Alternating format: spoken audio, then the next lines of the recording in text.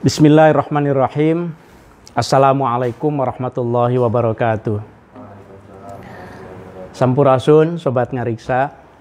Alhamdulillahirabbil alamin wassalatu wassalamu ala sayyidina Muhammadin wa ala alihi wa ashabi ajmain amma ba'du. Sobat Ngariksa, alhamdulillah malam ini Jumat tanggal 3 Desember 2021 kita jumpa lagi dalam ngaji manuskrip kuno Nusantara, ngaji manuskrip 2 Jumatan yang klasik, asyik. Kita malam ini akan melanjutkan ngaji manuskrip Melayu Islam yang berasal dari Marawi City, dari Mindanao, Filipina Selatan. Ini satu serial yang saya janjikan untuk kita kupas. Tujuannya adalah untuk melihat sejauh mana sih sebetulnya kekayaan dari tradisi tulis Muslim khususnya ya, masyarakat Muslim masa lalu di Nusantara, di Asia Tenggara. Kita sedang membahas tentang satu koleksi Syekh Muhammad Said di Marawi City yang sangat terkait sekali dengan Indonesia rupanya ya. Nah, malam ini saya akan membincang beberapa naskah yang saya beri judul Naskah Aswaja Marawi Nusantara. Tentu Sobat Ngariksa tahu seperti yang saya sampaikan di dalam woro-woronya ya, di dalam maklumatnya, Aswaja adalah Ahlus Sunnah wal Jamaah. Jadi kita akan mencoba melihat beberapa naskah yang setidaknya diidentifikasi oleh masyarakat Muslim Melayu di Marawi City sendiri sebagai naskah Ahlus Sunnah wal Jamaah gitu, Aswaja kita supaya mudah menyebutnya ya. Ini seri yang keempat dari ngaji manuskrip Marawi. Sobat Ngariksa, tentu saja nanti di dalam pembahasannya jangan membayangkan bahwa akan membahas naskah yang betul-betul judulnya itu Ahlus Sunnah wal Jamaah, kemudian seperti yang ditulis oleh Syekh Abu Hasan Al-Asy'ari misalnya gitu ya, Al-Ibanah misalnya. Tentu tidak. Ini manuskrip-manuskrip yang akan kita kupas ini amat sangat terkait nanti memang dengan karakteristik manhaj Aswaja Ahlus Sunnah wal Jamaah. Nanti kita akan coba lihat. Sobat Ngariksa, ini untuk mengingatkan saja bahwa wilayah Marawi City itu terletak di Filipina Selatan, di satu kepulauan ya, Mindanao, ini tepatnya di Lanao del Sur. Ini Manila, dan ini adalah kepulauan Mindanao di mana Marawi City itu ada. Ini untuk mengingatkan saja, dan waktu itu kita sudah tampilkan inilah koleksinya ya, koleksi Maktabah Al-Imam As-Shadiq, Imam As-Shadiq Library. Meskipun namanya Al-Imam As-Shadiq gitu ya, itu tidak seperti yang kita bayangkan bahwa manuskrip-manuskripnya itu merupakan manuskrip-manuskrip yang berisi tentang ajaran-ajaran yang di Syiah misalnya gitu ya. Nah, ternyata ini hanya satu nama yang diambil oleh Syekh Ulumuddin waktu itu, ketika pada tahun 70 ia sempat terkagum-kagum gitu dengan revolusi Ayatullah Khomeini di Iran. Lalu diambil namanya gitu ya, untuk menjadi nama perpustakaan. Tapi manuskripnya itu yang berasal dari abad 19, seperti yang sudah kita lihat, itu isinya tentang tarekat Syatariah, tentang fikih, tafsir, sama seperti koleksi-koleksi di pesantren-pesantren yang ada di Indonesia khususnya. Kira-kira seperti itu ya, koleksi dari Syekh Muhammad Said.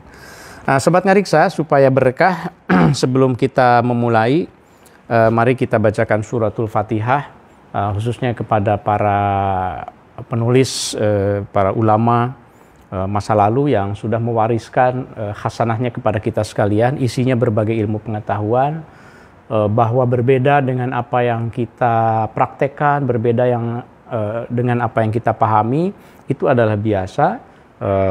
sejak masa Rasulullah Shallallahu Alaihi Wasallam, kekhilafahan atau al-khulafa ar-rasyidun, kemudian masuk masa Amawiyah, Abbasiyah gitu ya. Itu memang dialektika tentang keilmuan Islam itu amat sangat berkembang. Peradaban Islam itu memang muncul karena ada perdebatan-perdebatan rupanya begitu ya. Nah, termasuk terkait dengan Ahlus Sunnah wal Jamaah ini, salah satu paham teologis yang diinisiasi salah satunya adalah oleh Abu Hasan al-Asy'ari ya. Saya pernah membahas tentang ini juga sebetulnya di dalam seri Ithafudz Dzaki ya. Karena di situ ada tentang bagaimana kecenderungan Ahlus Sunnah di dalam pemikiran-pemikiran Syekh Ibrahim Al-Qurani, guru bagi para ulama Nusantara yang ada di Madinah pada saat itu. Dan saya sempat menyinggung salah satu kitab karangannya yaitu Al-Ibanah ya, yang menggambarkan pemikiran Al-Asy'ari pada saat itu. Ala hadiniyah wa kul niyatin sholihah. Sya'ulillahi al-Fatihah. A'udzu billahi minasyaitonir rajim. Bismillahirrahmanirrahim. Alhamdulillahi rabbil alamin. Arrahmanir rahim. Maliki yaumiddin. Iyyaka na'budu wa iyyaka nasta'in. Ihdinas siratal mustaqim. Siratal ladzina an'amta 'alaihim ghairil maghdubi 'alaihim waladdallin. Amin. Mohon maaf. Sobat Ngariksa, belum apa-apa kita ngopi dulu ya. Bismillah.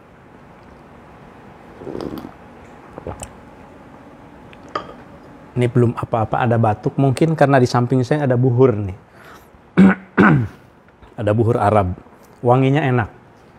Tapi kadang-kadang merangsang batuk juga rupanya gitu ya. Ya, Sobat Ngariksa, saya memulai dari manuskrip ini. Jadi mungkin kalau Sobat Ngariksa yang mengikuti 3 serial pembahasan naskah Marawi sebelumnya, sifatnya adalah saya membahas per bungkus gitu ya. Jadi satu bungkus itu ada beberapa manuskrip. Nah, per manuskrip saya sampaikan. Per manuskrip, setiap manuskrip itu saya usahakan untuk saya tampilkan. Nah, karena banyak, maka tidak mungkin membacakan isinya keseluruhannya. Jadi ini semacam pemetaan. Ada manuskrip apa saja yang mungkin menjadi pengetahuan kita. Setidaknya pengetahuan umum. Kalau nanti ada Sobat Ngariksa yang tertarik untuk mendalaminya, silahkan. Katalognya kan sudah terbit juga gitu ya, seperti yang tadi saya tunjukkan. Ini katalognya, The Library of an Islamic Scholar of Mindanao, The Collection of Syekh Muhammad Said. Ini terbit tahun 2019 di Tokyo. Waktu itu Profesor Kawashima Midori, saya membantu beliau dengan beberapa penulis yang lain, termasuk penulis dari Mindanao-nya sendiri, dari Mindanao State University ya, Dr. Labi Riwarung. Nah, pada bundel yang sekarang, manuskripnya itu begitu saya membuka halaman pertamanya, memang ada tulisan yang dibubuhkan di dalam halaman depannya itu tertulis Ahlus Sunnah wal Jamaah. Tulisannya itu Ahlus Sunnah wal Jamaah, bukan wal Jamaah. Makanya saya di sini kata ahnya itu saya tambahkan, saya letakkan di dalam tanda kurung ya. Nah, ini kebiasaan di dalam filologi sebetulnya. Jadi kalau kita membetulkan satu kata, semangat dalam ilmu filologi, dalam tahqiq itu adalah kita jangan sok tahu. Kalaupun kita harus membubuhkan tambahan atau koreksi, maka kasih tahu kepada pembaca bahwa ini dari saya, dari muhakkik. Gitu. Jangan sok tahu, maksudnya oh itu salah itu. Ahlus Sunnah wal Jamaah itu salah, itu harusnya Ahlus Sunnah wal Jamaah. Nah, tanpa memberi tahu bahwa asalnya memang seperti itu gitu. Siapa tahu ya memang niat si penulis memang demikian gitu ya. Nah, itu satu etika di dalam filologi, di dalam ilmu filologi. Jangan sok tahu, tetapi ketika kita tahu maka sampaikanlah koreksi itu dengan baik. Dan jangan mengklaim bahwa hanya tambahan ahnya itu saja yang benar, sehingga dikasih tambahan. Kira-kira begitu. Naskah Ahlus Sunnah wal Jamaah ini milik Syekh Muhammad Said Bayang, Lanau. Nah, nama Syekh Muhammad Said itu kalau Sobat Ngariksa lihat memang mungkin tidak terlalu nampak ya karena warna biru. Itu ada di bawah seperti tanda tangan. Ada di atasnya itu baris pertama Lanau, kemudian Said, kemudian Syekh, kemudian Muhammad, kemudian Bayang. Nah, itu kalau tidak diiringi dengan pengetahuan tentang sejarah Islam di Filipina, memang mungkin agak dari mana nih mulainya? Apakah mulainya Lanau Said Syekh? Nah, ternyata tidak. Profesor Kawashima tentu saya sebagai ahli sejarah Filipina merekonstruksi namanya seperti ini. Milik Syekh Muhammad Said Bayang Lanau. Nah, saya mendapat informasi waktu di Filipina itu, waktu di Mindanao ya, bahwa judul Ahlus Sunnah wal Jamaah, manuskrip atau kitab Ahlus Sunnah wal Jamaah itu dianggap sakral sekali pada saat itu. Ya, jam sakral itu maksudnya ya sama mungkin seperti sekarang aswaja ya, sebagai sebuah manhaj aswaja yang melekat pada Nahdlatul Ulama misalnya begitu.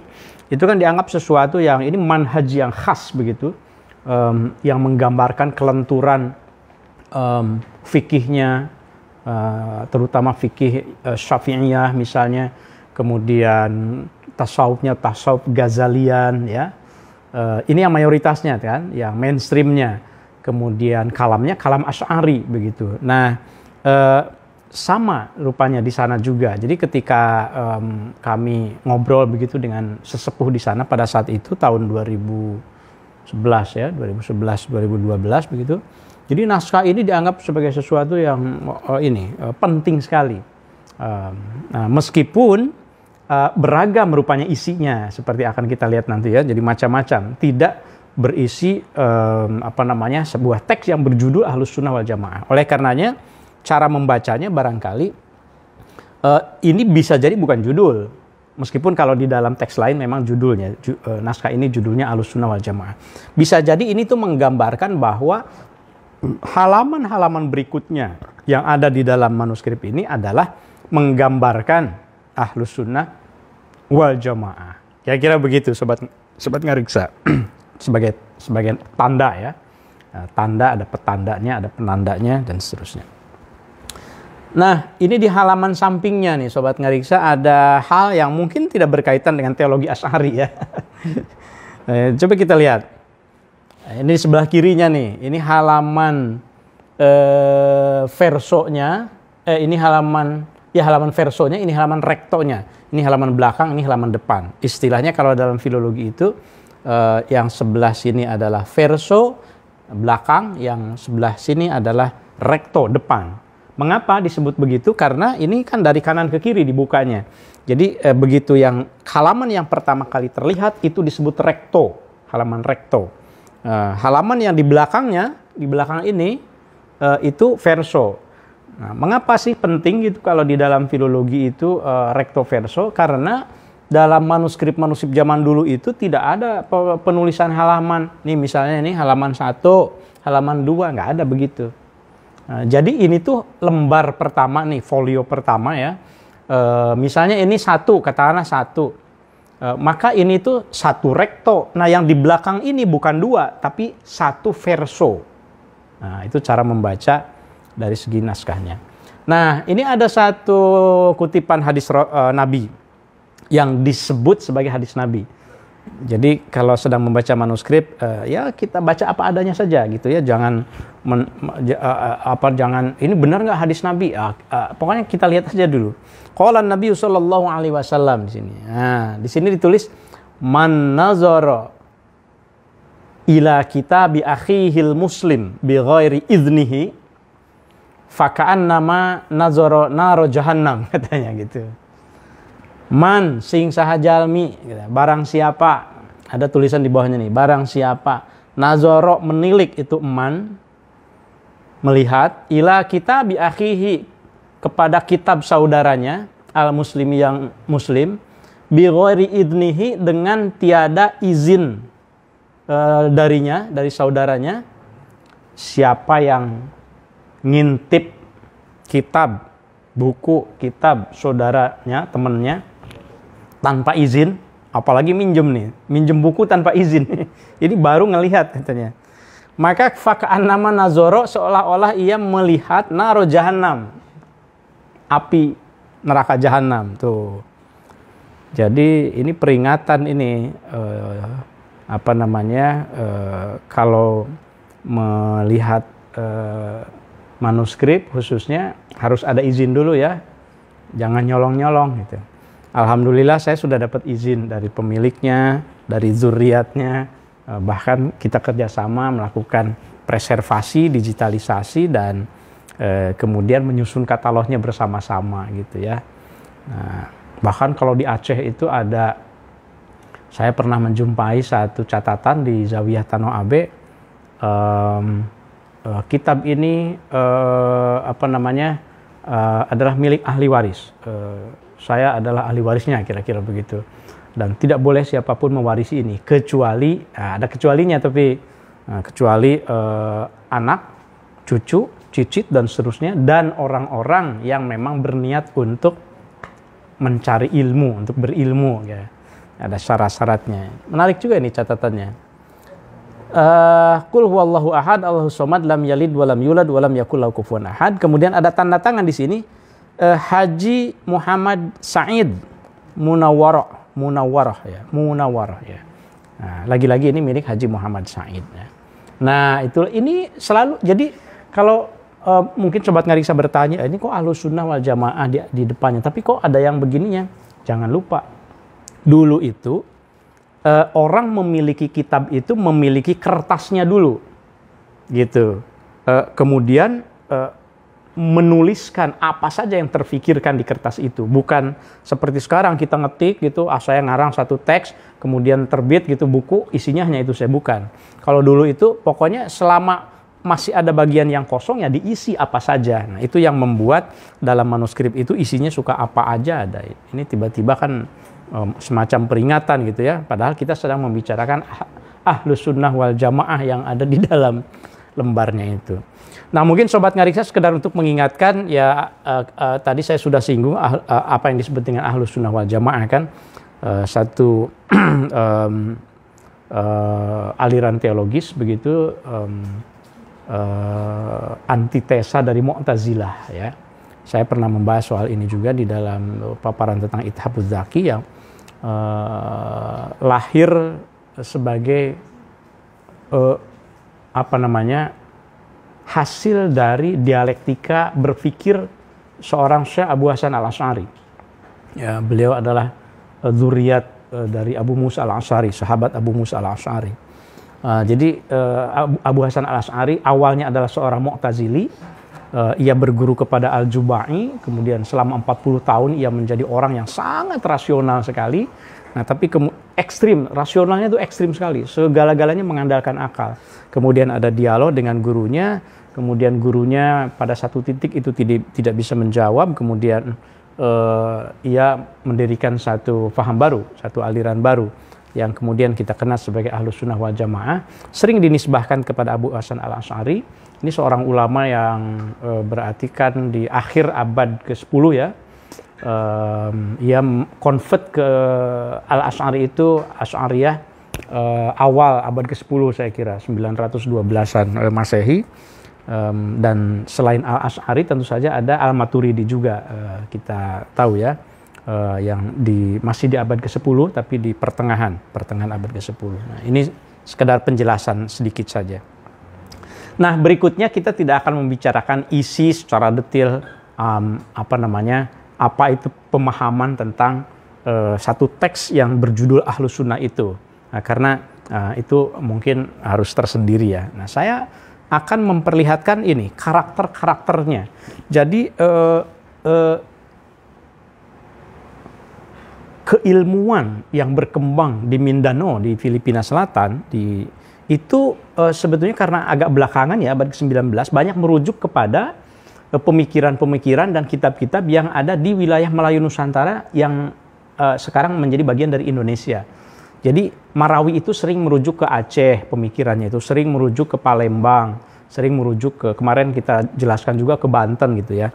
Nah sekarang kita lihat nih misalnya salah satu turos ulama Nusantara yang dikutip di Marawi, saya kebetulan kemarin diajak sama Gus Najib di Pasuruan untuk ikut ya mendiskusikan tentang Nahdlatul Turos. Nah ini jadi lalu saya terpikir wah ini turos, kalau bicara turos di Asia Tenggara itu luas sekali. Mulai dari tradisi Melayu, Jawa, begitu ya, Sunda, Bugis, itu semuanya turos sesungguhnya.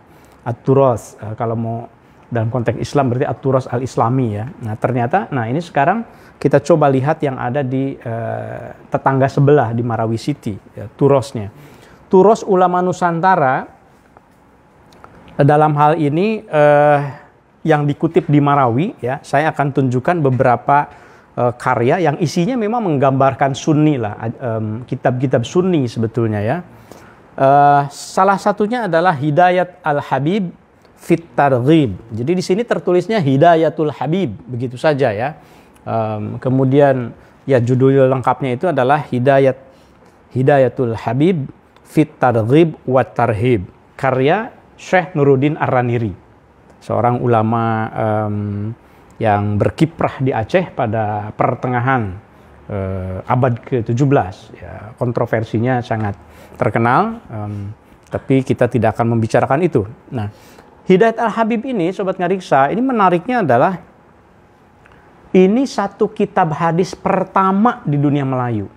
Saya sering bertanya kepada mahasiswa, Anda tahu tidak kitab hadis pertama yang ditulis oleh ulama Nusantara? Seringkali mahasiswa pasca juga itu tidak bisa menjawab. Karena memang selama ini di pesantren-pesantren pun kita tahunya ya kitab-kitab hadis itu kitab-kitab hadis ya Sahih Bukhari, Muslim gitu ya, Kutubus Sittah gitu ya. Kalaupun menyebut seorang ulama Nusantara biasanya langsung loncat ke Syekh Mahmud Termas misalnya gitu ya. Tetapi sesungguhnya pada abad ke-17 sudah ada kitab hadis yang cukup tebal dalam bahasa Melayu yang ditulis oleh Syekh Nuruddin Ar-Raniri. Sejauh ini adalah kitab hadis Melayu pertama. Nah, ini manuskripnya. Agak jarang rupanya. Dalam penelitian saya beberapa tahun lalu, penelusuran saya, kitab hadis dalam bahasa Melayu yang pertama ini, itu hanya ada satu di Perpustakaan Negara Malaysia. Ini kodenya PNM 1042 di Kuala Lumpur, dan ini salinannya. Satu lagi saya pernah dengar itu di koleksinya Pak Tarmizi di Banda Aceh. Mungkin ada juga di koleksinya Ananda Maskur ya, yang di museum Museum Pedir di Aceh kan. Biasanya ada tuh. Silahkan nanti kalau ada ya Nyak Maskur, kalau ada silahkan komentar di Facebooknya kalau monitor ini. Atau mungkin yang lain juga. Ada tidak yang punya salinan kitab hadis Melayu pertama ini? Hidayatul Habib. Karena saya hanya tahu ada dua saja. Yang pertama di Perpustakaan Negara Malaysia, kemudian yang kedua di Pak Tarmizi itu. Di koleksi-koleksi yang pernah saya identifikasi, bahkan di Museum Negeri Aceh, di Yayasan Ali Hasmi, di Zawiyah Tano Abe, atau di tempat lain itu tidak ada. Termasuk di Perpustakaan Nasional Jakarta, itu juga tidak ada. Padahal ini satu karya yang penting sekali. Karena pertama ya. Saya waktu itu mendapatkan digital ini, manuskrip digitalnya dari Perpustakaan Negara Malaysia. Terima kasih banyak, dipermudah waktu itu. Biasanya harus membayar, tapi ketika saya datang karena mau riset, udah pokoknya dikasih saja gitu. Alhamdulillah banget gitu. Nah kalau kita baca bagian pertamanya ini, Bismillahirrahmanirrahim. Dengan nama Allah jua aku mulai kitab ini, ia jua Tuhan yang amat pada memberi rizki akan sekalian hambanya dalam dunia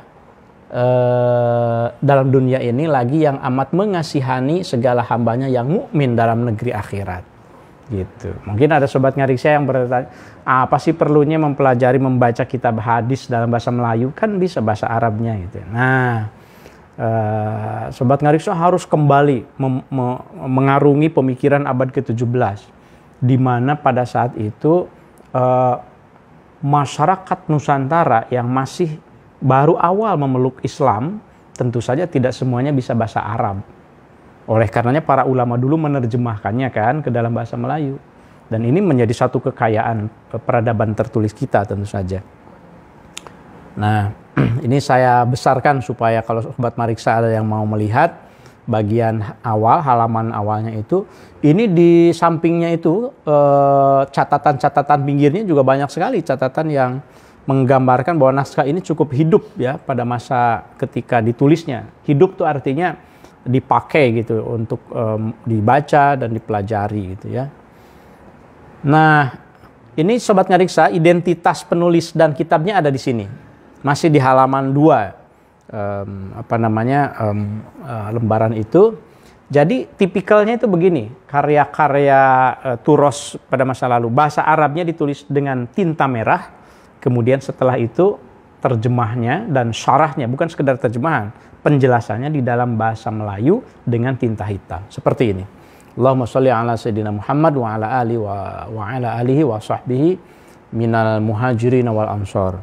Kemudian kesininya amma ba'du fayaqulul abdul faqir ilallah al-ghani al-majid al-syekh Nuruddin Ibnu Ali Ibnu Hasanji Ibnu Muhammad Hamid.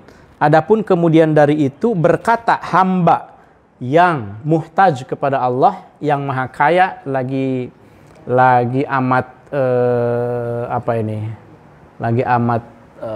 agak ketutup ya, yaitu Syekh Nuruddin Ibnu Ali bin Hasanji. Nah, ini nama lengkap dari Syekh Nuruddin Ar-Raniri itu ini. Nuruddin Ibnu Ali Ibnu Hasanji Ibnu Muhammad Hamid, nama bangsanya katanya ya. Nah, kata Syekh Ar-Raniri, istakhartu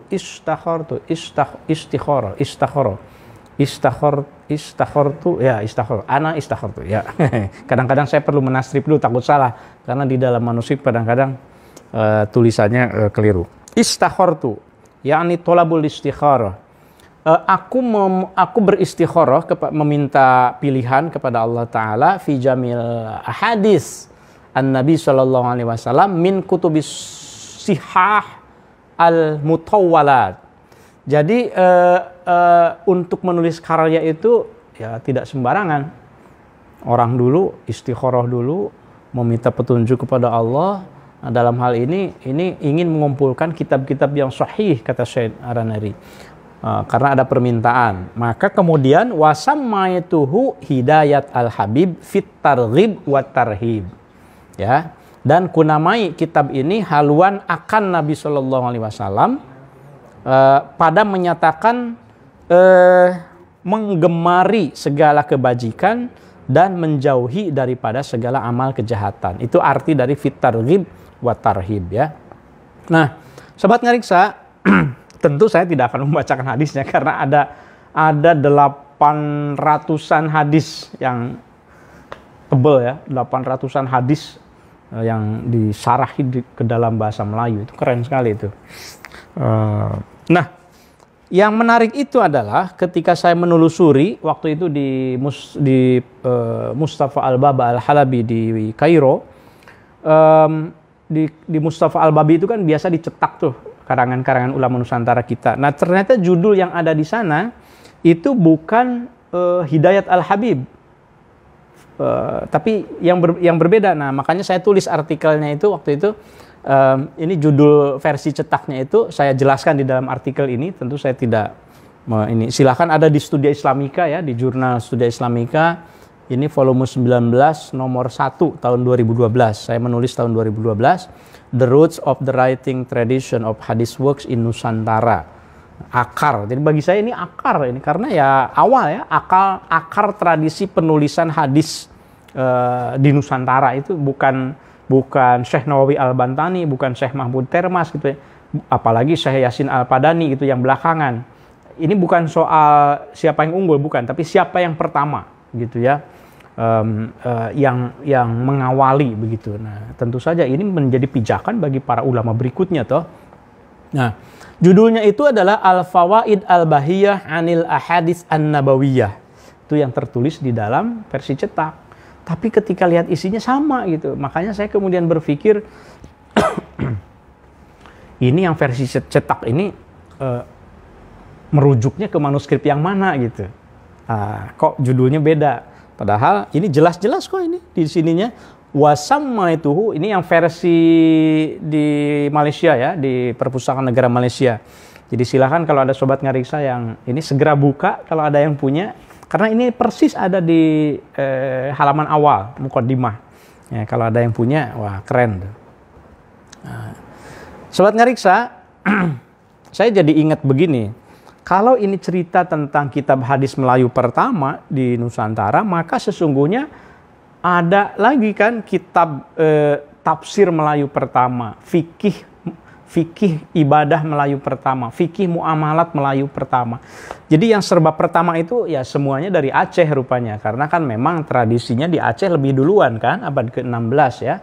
Abad ke-16-17. Misalnya Turjuman Al-Mustafid itu karangan Syekh Abdul Rauf Singkal, itu kitab tafsir Melayu pertama yang lengkap tapi yang 30 juz.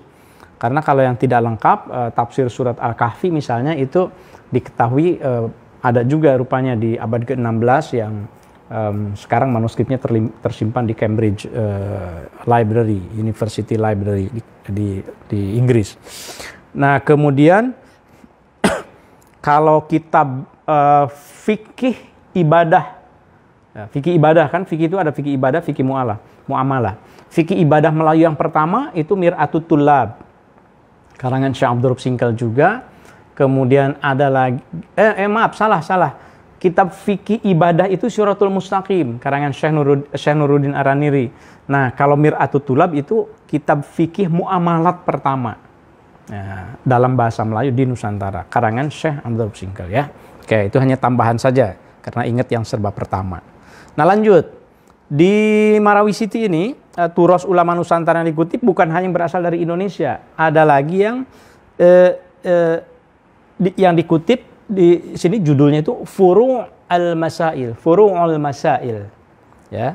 Furu' al-Masail itu kita ketahui sebagai sebuah karya fikih, kitab fikih karangan Syekh Daud Al-Patani dari Thailand Selatan. Nah, jadi dari Filipina Selatan ngutip ke Thailand Selatan, ke Patani. Daerah minoritas muslim juga kan sampai sekarang ya. Patani, Nara. Judul lengkapnya Furu'ul Masail wa Usul al-Wasail, karangan Syekh Daud Al-Patani. Ini seorang ulama abad ke-19. Jadi satu abad sebelumnya. Nah, ini sobat ngariksa jadi bisa kebayangkan Indonesia, Aceh itu duluan 16-17. Abad 18 Patani. Ya kan? Ulama-ulama Patani. Abad 18-19. Abad 19 masuklah Filipina Selatan. Gitu. Abad 20 memang sudah masuk ke modernisme. Minangkabau misalnya ya. Syekh Ahmad Khatib itu di abad ke-19 sudah masuk mulai ke tradisi cetak, jadi manuskripnya sudah dicetak. Nah, abad ke-20 lain lagi tradisinya. Jadi dari manuskrip-manuskrip ini sebetulnya kita bisa mengetahui peradaban Islam Nusantara ini dalam hal teks tertulisnya ya. Peradaban Islam tertulis yang ada di Nusantara. Nah, ini manuskripnya, Furu'ul Masail, koleksi Perpustakaan Negara Malaysia juga. Ini kode naskahnya, MS. MS itu manuskrip ya, MS itu kode. MS manuskrip 553, Furu'ul Masail wa Usul al-Wasail. Nah, kemudian ada lagi turos ulama Nusantara yang dikutip di Marawi itu judulnya Masailul, ini soal apa nih? Soal jika tiada orang kita. Ini soal jawabnya. Judulnya di sini Masailul Muhtadi. Nah, ketika kita identifikasi judul lengkapnya itu Masailul Muhtadi li Ikhwan al-Mubtadi. Diduga kuat karangan Syekh Baba Daud Al-Jawi Al-Rumi. Seorang murid Syekh Abdul Rauf Singkal yang diduga kuat itu seorang Turki sebetulnya, berasal dari Turki. Jadi Turki Utsmani pada abad ke-15 itu memiliki hubungan diplomatik yang sangat kuat sekali dengan Kesultanan di Nusantara, khususnya Aceh. Membantu melawan Portugis misalnya gitu ya. Nah, salah satunya itu juga mengirim orang untuk bukan hanya senjata yang dikirim, tapi orang. Nah, maka ada kemudian yang beranak pinak gitu. Nah, Syekh Baba Daud ini diduga bapaknya itu adalah tentara kekhilafan Turki Utsmani yang dikirim ke Aceh pada saat itu. Nah, Syekh Baba Daud ini sekarang dikenal sebagai Syekh Penayong. Wafatnya dimakamkan di Penayong ya. Mohon koreksi ya, ini teman-teman dari Aceh. Tadi Mas Jaki katanya mau monitor juga. Silahkan kalau seandainya ada kekeliruan, namanya juga saya sambil belajar kan gitu ya. Nah, ini mengapa saya beri tanda tanya, apakah betul ini karangan Syekh Baba Daud? Karena sebagian sarjana itu belum meyakini bahwa itu karangan Syekh Baba Daud. Mengapa? Karena di dalam karyanya tidak tertulis. Karangannya itu karangan didaktik ya, dalam bentuk tanya jawab tentang fikih, tentang sholat, tentang apa itu dalam bentuk tanya jawab gitu. Nah, tetapi tidak ada tertulis bahwa ini karangan Baba Daud, tidak ada. Nah, tetapi ada indikasi-indikasi. Nah, misalnya apa namanya? Ini teks lengkapnya gitu ya. Ini manuskrip yang ada di mana nih? Di Museum Negeri Aceh. Nah, di Museum Negeri Aceh ini ada jelas sekali ini bacaan awalnya Bismillahirrahmanirrahim, dengan nama Allah jua aku mulai memaca. Nah, tidak ada baknya, memang dulu ya begitu. Nah, itu yang tadi saya bilang. Jadi pembaca itu jangan sok tahu gitu. Jangan sok tahu ini memaca, wah salah nih, dibetulkan menjadi membaca. Membaca itu sekarang, dulu ya memaca gitu. Jadi harus menyelami sesuai dengan bahasa masa lalu ya, jangan mentang-mentang muhakkik, filolog semua disalahkan. Dengan nama Allah jua aku memulai memaca risalah ini, ia jua Tuhan yang amat murah dalam negeri, dunia, dan seterusnya itu ya. Saya tidak akan bacakan keseluruhan, tapi ini adalah contoh manuskrip Masailul Muhtadi yang di Aceh juga ada. Nah, lalu siapa yang mengidentifikasi bahwa ini karangan Syekh Baba Daud? Nah, ada seorang kebetulan dari Turki juga, jadi saya percayanya lebih yakin karena ia seorang sarjana dari Turki, Mehmet Ozay. Nah, Mehmet Ozay ini karib saya waktu pasca tsunami, sama-sama penelitian di Aceh gitu ya. Nah, ia menulis satu artikel di Studia Islamika juga, dia ada bukunya juga sebetulnya, tapi ini versi artikelnya yang volume 24 nomor 2 tahun 2017. Jadi ini buat yang belum ini sekalian mungkin saya informasikan, Studia Islamika itu satu jurnal yang isinya itu hanya menerbitkan artikel-artikel tentang Islam Indonesia. Kajian tentang Islam di Asia Tenggara, di Indonesia gitu ya. Jadi tidak mengkaji Islam di Arab, Islam di Persia, tidak. Yang paling jauh itu Islam di Asia Tenggara. Oleh karenanya, dan ini terbuka kan, open access. Oleh karenanya kalau Sobat Ngariksa memang punya minat terhadap kajian atau pengen tahu tentang Islam Indonesia dari secara empirik ya, maka lihatlah gitu atau bacalah artikel-artikel yang ada di situ. Banyak sekali pengetahuan dari yang ditulis oleh para sarjana. Ia menulis sebuah artikel Rumi Networks of Al-Asinkili. Rumi di sini bukan Jalaluddin Rumi ya, tetapi maksudnya adalah Syekh Baba Daud Al-Jawi Al-Rumi. Biografi Baba Daud. Di sini dia bilang begini nih. This book is also known as Kitab Masail. Maksudnya Risalat Masail Al-Muhtadi li Ikhwan Al-Mubtadi. Nah, dia bilang mana ya? Loncat-loncat. Ya ini sedang menerangkan. In addition to contributing to Asinkili's work, selain menyempurnakan tarjuman Al-Mustabid karangan Asinkili, Baba Daud juga menulis Risalat Masailul Muhtadi li Ikhwan Al-Muhtadi. Ya. Jadi dari situ bisa dikutip. Oke, kalau gitu sekarang kita punya nama pengarang bahwa Masail Al-Muhtadi ini adalah karangan dari Syekh Baba Daud Rumi, murid Syekh Abdurrahman Singkal ya. Oke, tulis yang turos berikutnya apa? Turos ulama Nusantara yang dikutip di Marawi yang menggambarkan kecenderungan pemikiran-pemikiran atau paham Aswaja begitu, baik dari segi kalamnya, fikihnya, ya, maupun tasawufnya. Nah, konteksnya begitu. Mengapa ini judulnya Aswaja itu? Adalah Bidayatul Mubtadi wa Umdat al-Aulad. Konon ini karangan Syekh Arsyad Al-Banjari. Ini juga masih perlu penelitian tentu saja. Bidayatul Mubtadi, ya. Nah, bermula yang ini, kemudian ini saya tampilkan halamannya dengan cepat. Lalu ini contoh lain salinan manuskripnya, Bidayatul Mubtadi, koleksi Museum Negeri Aceh.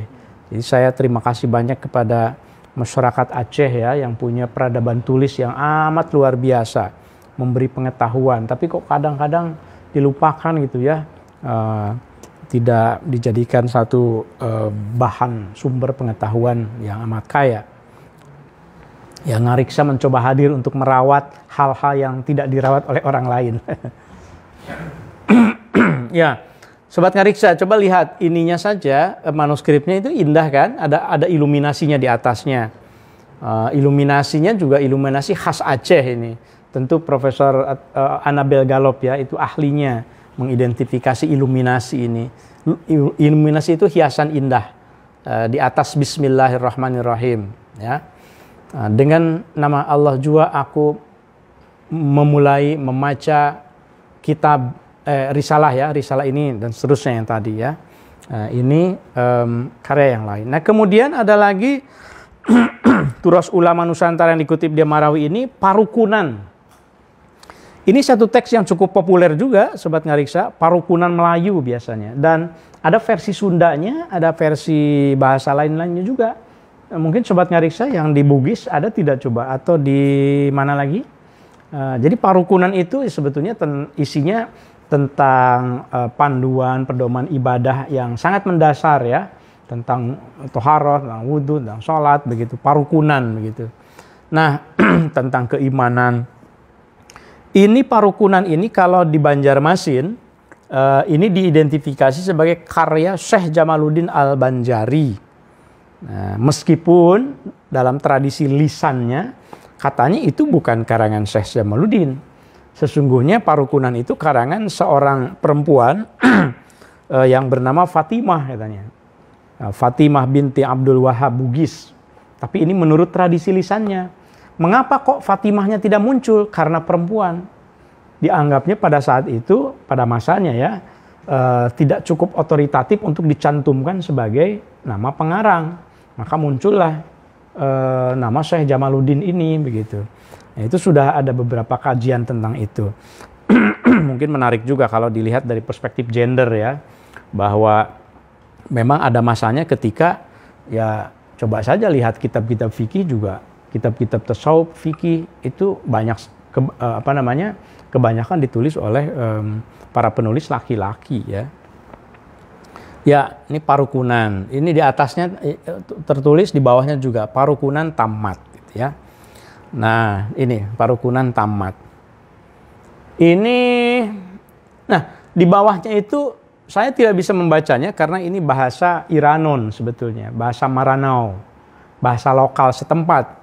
Jadi hanya bisa dibaca oleh mereka yang paham bahasa Iranon.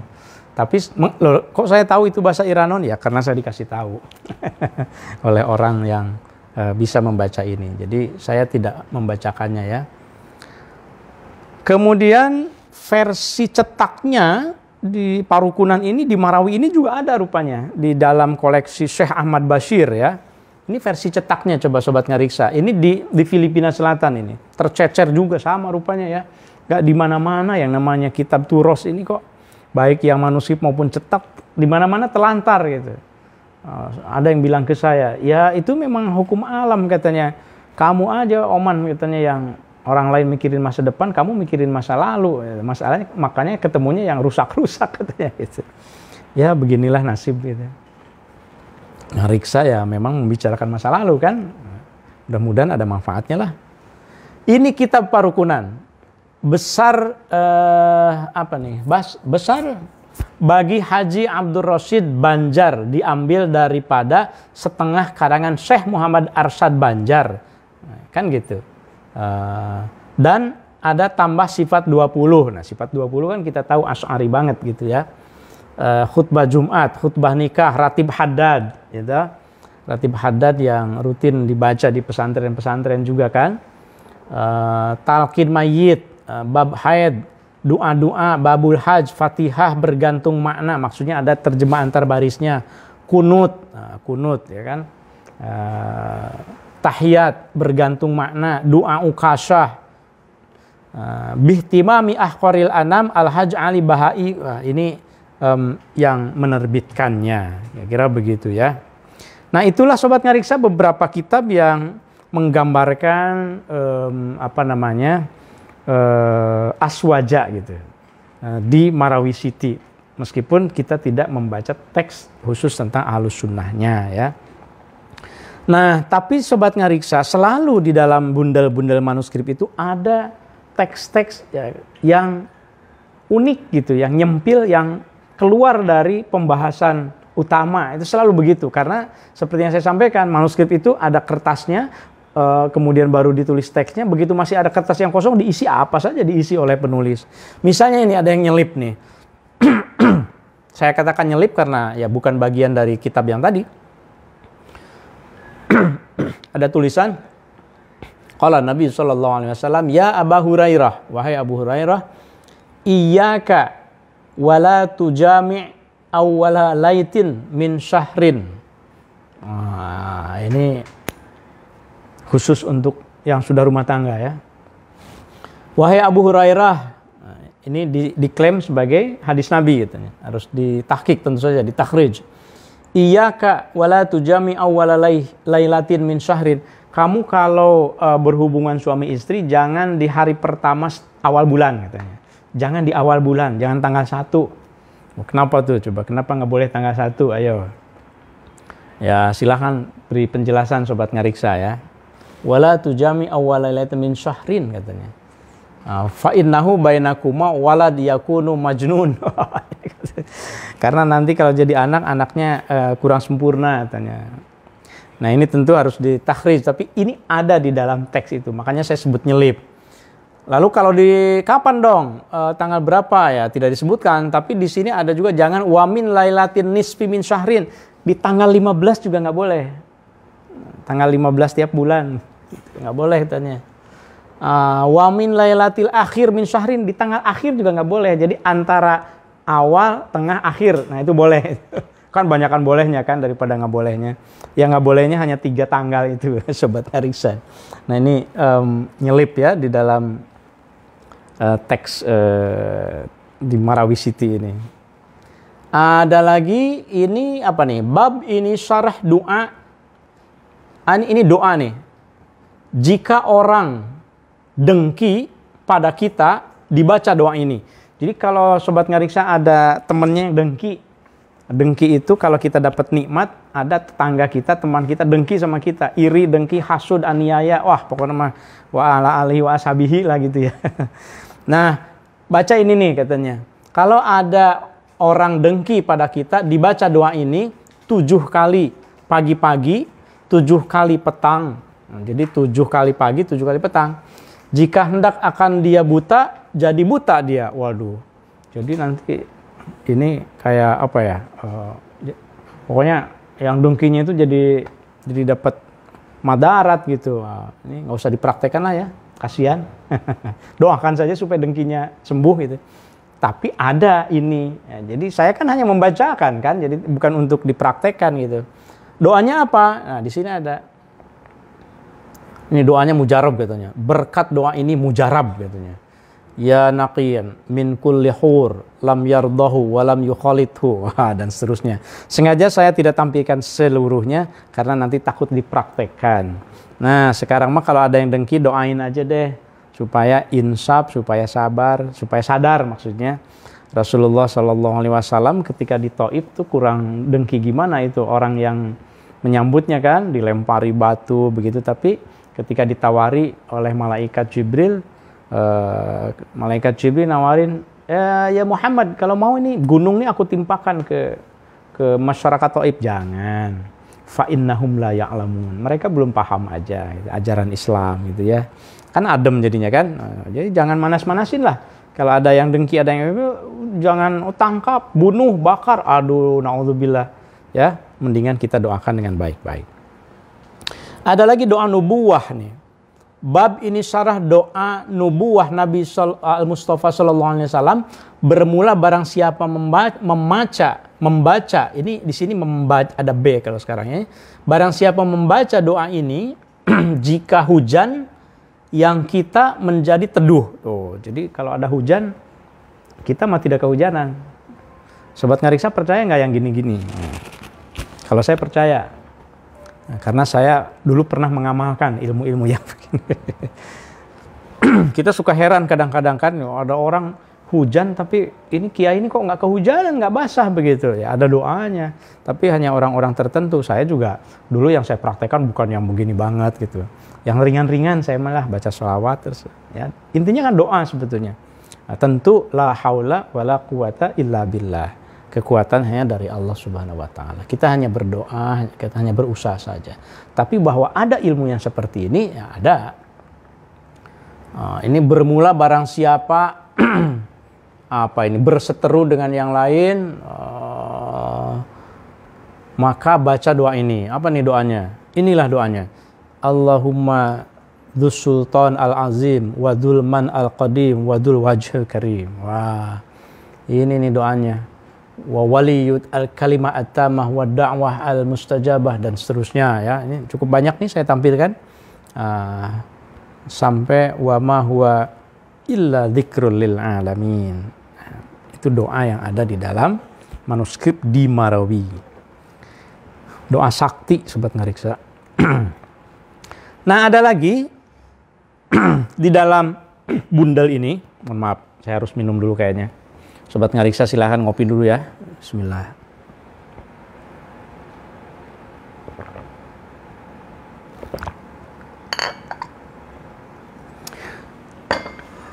Ini ada satu manuskrip yang iluminasinya ini berarti dari Marawi kalau ini. Kalau tadi kan dari Aceh ya. Ini motif iluminasinya sudah dibahas oleh Ibu Anabel juga di dalam satu terbitan tertentu. Judul naskahnya adalah Kanzul Akhbar. Aduh, indah sekali ya. Bayangkan, Sobat Ngariksa jangan membayangkan sekarang serba canggih ya, digital printing. Dulu itu pakai tinta celup kan, celup satu, celup, gores, celup lagi, ada yang merah, ada yang hitam gitu. Coba bayangkan. Belum ada listrik lagi kan, menulisnya dalam keadaan gelap, mungkin pakai cempor ya, tentu tidak gelap. Cempor itu apa? Cempor itu apa? Cempor bahasa Sunda ya. Lampu tempel mungkin gitu ya. Nah, ini bikinnya ini floral, ini pola-polanya itu sistematis sekali. Ini jumlah garisnya itu luar biasa. Di sini judulnya adanya di belakang kalau tidak salah Kanzul Akhbar ini. Coba kita lihat kolofonnya. Nah, ini dia kolofonnya. Ya. Waqad kana al-faragh hadza min nuskhah. Ini biasa harus ditahqiq ya. Al-faragh hadza min nuskhah al-musamma bi Kanzil Akhbar. Sudah selesai penulisan naskah ini yang diberi nama Kanzul Akhbar wa ma'din al-ulum wa ma'dan al-ulum ma'din di sini ada alif lam wal ma'dan al-ulum, tapi tentu saja ini bukan jumlah na'tiyah, bukan sifat mausuf ya, tetapi ini kan mudhof ilaih. Jadi syartul mudhof ayyakuna khaliyan 'anit ta'rif wa tanwin. Kalau mudhof nggak boleh ada alif lam. Jadi wa ma'din ini al-ulum, ini judulnya. Makanya saya menyebutkannya Kanzul Akhbar wa ma'din al-ulum. Nah, lalu bi'aunillah ini kolofonnya. Kolofon itu catatan yang berisi informasi kapan selesainya. Yaum as-salas, hari Selasa, bulan fi syahril maulud. Ini menarik juga nih, saya baru baca malah nih. Bukan fi syahri Rabi'il awal. Apa ya? Kok fi syahril maulud ya? Masa bulan maulud ya? Bisa jadi. Saya rasanya baru menemukan. Fi syahril maulud. Mungkin maksudnya Rabiul awal. fil waqti duha min kitab Abdillah Ilanun al-musamma bi Aminuddin. Jadi ini penulisnya adalah seseorang yang bernama Abdullah Ilanun. Ya, tapi ia dikenal dengan nama Aminuddin, seorang dari Marawi City. Baik, lanjut dulu. Nah, ini ada manuskrip lagi yang tentu saja kalau dalam konteks Ahlus Sunnah wal Jamaah, seorang Syekh Abdul Rauf Singkal itu adalah seorang yang pemikiran fikihnya, pemikiran tasawufnya, pemikiran teologinya itu sangat asy'ari sekali. Dan ini dikutip di dalam Turos Ulama Nusantara di Marawi. Bahkan bukan hanya dikutip, ini judul kitab. A'udzubillahi minasyaitonirrajim. Hadza kitab ism wasiat. Nama kitab ini wasiat Syekh Abdul Rauf. Wasiat Syekh Abdul Rauf. Coba di sini nih. Hadza an-nas ma wasiat bihi asy-Syekh Abdul Rauf Ibnu Ali fi hayatihi. Ini adalah kitab yang merupakan wasiat Syekh Abdul Rauf Ibnu Ali. Sebetulnya hanya sampai situ, tidak ada kata Al-Fansurinya atau apa. Tetapi saya bisa menyimpulkan bahwa ini adalah asin kili karena ada saksi-saksi yang lain tentu saja. Jadi ini wasiat dari Syekh Abdul Rauf Singkal itu tercatat dengan amat lengkap di Marawi City. Lengkap ini, teks ini lengkap. Saya lupa ada berapa halaman, puluhan ya. Jadi menarik juga apa saja wasiat dari Syekh Abdul Rauf yang didengar oleh masyarakat Muslim Melayu di Filipina Selatan ya. Ini bagian-bagiannya. Jadi kalau kapan-kapan ada yang berminat silahkan. Ini panjang. Di halaman tertentu ada lingkaran yang seperti ini yang saya kira ini baru ya karena tintanya agak berbeda. Nah kemudian ini kolofonnya. Nah, kolofonnya itu si penyalinnya disebut di sini yang mempunyai khot. Nah di sini nih yang mempunyai khot Datuk Qadi Aminuddin. Nah menurut Profesor Kawashima, Datuk Qadi Aminuddin ini adalah kemungkinan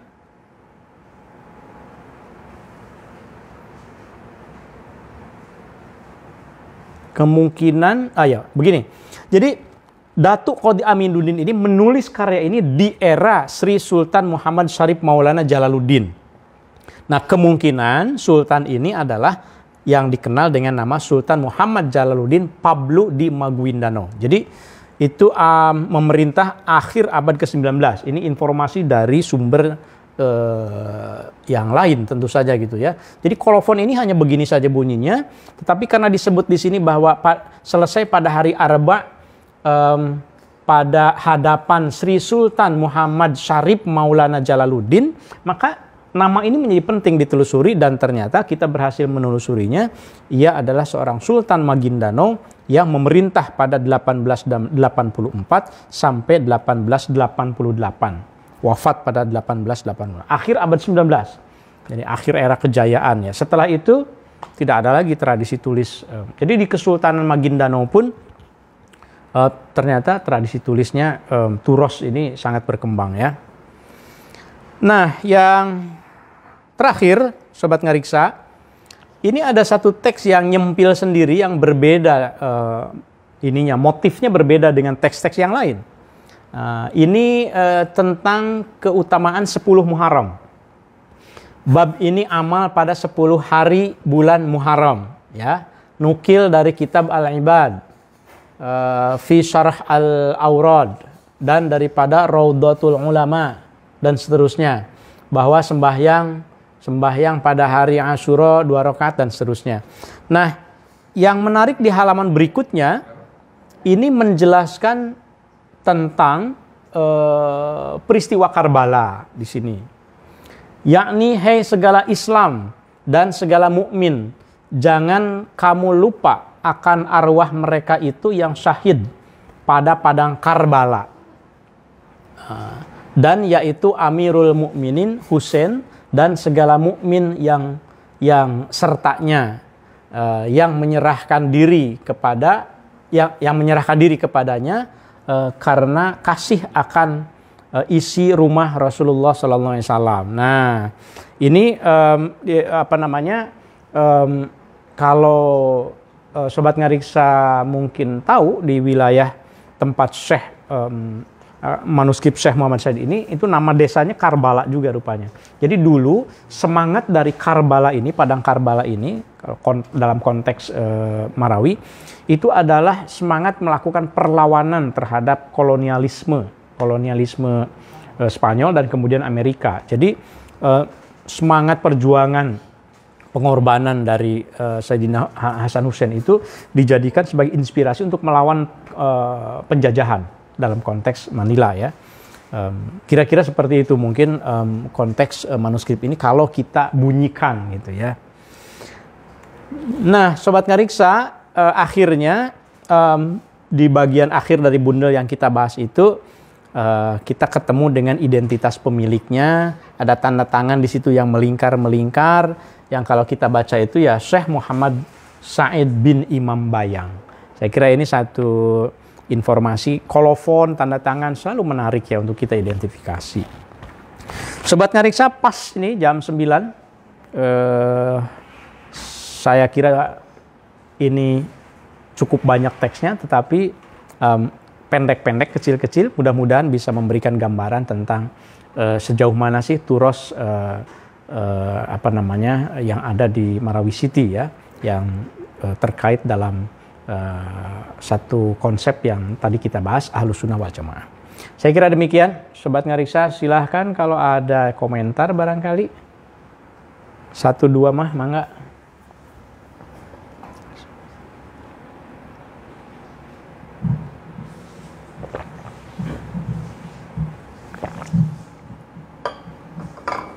Ada mungkin 2 komentar aja. Ya.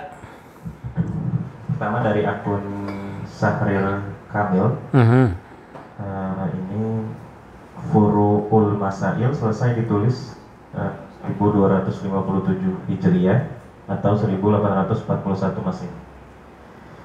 Terus yang ada satu lagi dari akun, ini pertanyaan sih, dari akun Istiqomatun Nisab. Dari Aceh ya. Oh iya. Ya. Prof, di mana bisa kita dapatkan kitab lengkap Furu'ul Masail tulisan tangan? Kebetulan kami sedang mengkaji kitab itu versi cetak di daerah kampung saya. Ya. Ya. Baik. Dari Bang Syahrir Kamil ya. Kalau nggak salah di Banjarmasin ya beliau. Apa di Kuala Lumpur? Lupa lagi saya, udah lama nih. Nggak komunikasi dengan Bang Syahrir nih. Ya, tadi pertanyaannya gimana di Kuala Lumpur ya? Jadi lupa pertanyaannya. Tadi apa pertanyaannya? Iya, ini yang dari Istiqomatun Nisa ya? Ya, yang dari Bang Syahrir tadi. Bang Syahrir. Tadi pertama nanggapin Furu'ul Masail. Furu'ul Masail ya. Ya, terima kasih. Ya, saya kira itu abad 19 kan ya. Penulisannya tadi menambahkan angka tahunnya. Terima kasih Bang Syahrir. Terus dari Istiqomah dulu. Dari Istiqomatun Nisa, ya di mana bisa mendapatkan, ya saya kebetulan punya sih, sebetulnya mungkin memang itu agak tebal ya, foto-fotonya agak banyak juga. Seharusnya sih ada versi digital yang bisa dicari, tapi kalau seandainya tidak ada, nanti saya coba share yang ada di saya, karena saya juga tidak memilikinya sendiri toh. Itu kan ilmu itu bagi saya open access lah. Siapa yang berminat mau mempelajarinya silahkan. Nanti insya Allah mudah-mudahan bisa kita bantu. Apalagi orang Aceh nih ahli warisnya sendiri. Silakan. Ya, ada teman lagi dari Sahril Kamil tadi. Prof, adakah Bapak Daud Ar-Rumi, ada Syekh Abdul Rauf bin Abi Al-Mansuri? Oh iya, betul. Syekh Bapak Daud itu tidak diragukan lagi adalah murid dari Syekh Abdul Rauf As-Sinkili. Silsilahnya juga ada. Silsilah dalam tarekat Syatariyahnya itu ada manuskripnya. Kemudian di dalam kitab Turjuman Al-Mustafid itu jelas sekali bahwa Syekh Abdul Rauf Sinkel itu tidak sempat menyelesaikan kitab tafsir 30 juz itu dan disempurnakan oleh muridnya yang bernama Syekh Baba Daud ini. Jadi cukup jelas kalau terkait dengan Syekh Baba Daud ini. Ya. Ada lagi? Sudah. Ini kadang-kadang begitu kita tutup terus ada lagi gitu ya yang jadi silakan kalau memang Sobat Ngariksa ada yang ini boleh terus dituliskan di kolom komentar ya, karena insya Allah akan saya baca, insya Allah akan saya komentari, kita saling berbagi ilmu.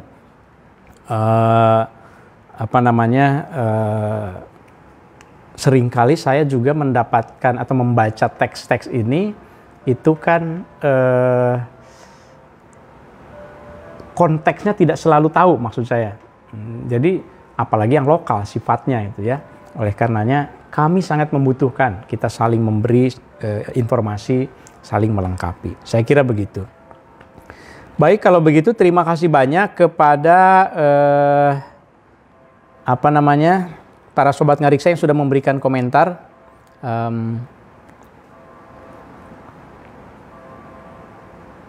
Kalau lihat di komentarnya ada 24-an ya. Ada 24 yang komentar, ada yang absen, ada yang hadir. Jadi terima kasih banyak. Mudah-mudahan bermanfaat lah ya. Sobat Ngariksa, Ahlus Sunnah wal Jamaah adalah sebuah jalan. Ia sejatinya telah ada sejak para pencari Tuhan menelusuri dan mencari tafsir kebenaran. Ahlus Sunnah wal Jamaah atau aswaja adalah jalan tengah. Cara untuk tidak berlebihan menyerahkan segala kata akhir terserah Tuhan. Atau sebaliknya, mengaku diri bisa mutlak menentukan pilihan. Di Nusantara, sejak lama aswaja adalah milik bersama. Naskah-naskah Melayu Marawi bercerita, ada masa ketika kita memiliki memori kolektif bersama. Dari Marawi untuk Nusantara. Salam Ngariksa. Demikianlah Sobat Ngariksa, Ngariksa kita tentang naskah-naskah Marawi. Saya mengucapkan terima kasih banyak kepada Sobat Ngariksa yang sudah subscribe. Sampai sore tadi sudah nambah lagi 3.780. Ada yang bertanya kepada saya,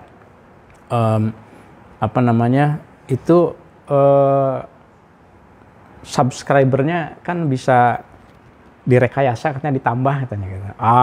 Tidak usah direkayasa. Jadi mangga silahkan kalau ada yang tertarik untuk subscribe. Ini setiap 2 minggu biasanya ada nambah 100, minimal 50 gitu ya. Terima kasih banyak. Kita tetap mencoba untuk menghadirkan Ngariksa ini yang klasik, asyik, mencoba menatap masa depan dengan cara merawat masa silam.